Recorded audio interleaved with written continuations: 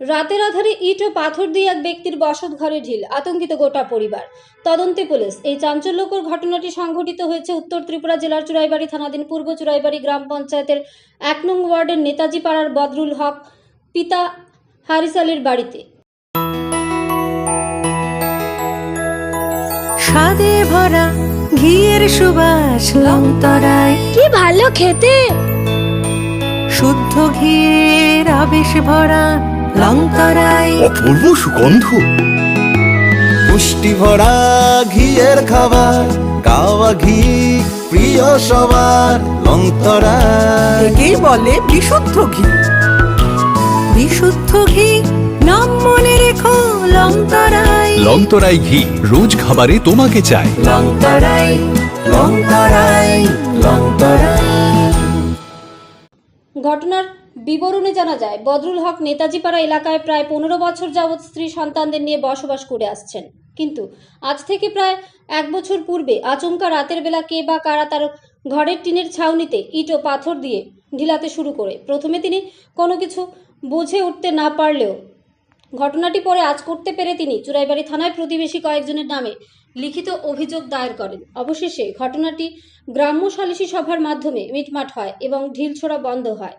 কিন্তু পুনরায় 1 সপ্তাহ থেকে বদরুলের ঘরের ছাউনিতে ঢিল ছোড়া শুরু হয়। তাতে করে বাড়ির মালিক সহ পরিবারের অন্যান্য সদস্যরা আতঙ্কিত হয়ে পড়েন।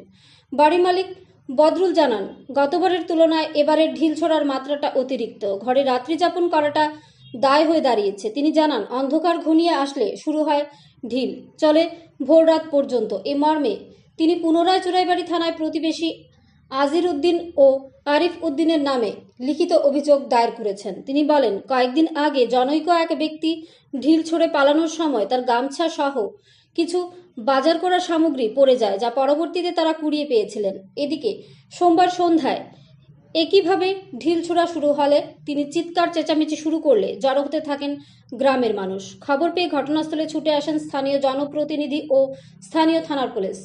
গ্রামবাসীদের বক্তব্য, এ পাড়াটি সিপিআইএম দলের শক্ত ঘাঁটি ছিল, আর বদরুল হক বিজেপি দলের একজন সক্রিয় কর্মী। এমনকি বিগত পঞ্চায়েত নির্বাচনে এই ওয়ার্ড থেকে বিজেপি দলের প্রার্থী হয়ে জয়ী হয়েছেন। তাই হয়তো রাজনৈতিক প্রতিহিংসা অথবা বাড়ি মালিকের দুটি উপযুক্ত মেয়েকে নিয়ে এই ঢিল ছোড়ার কারণ হতে পারে।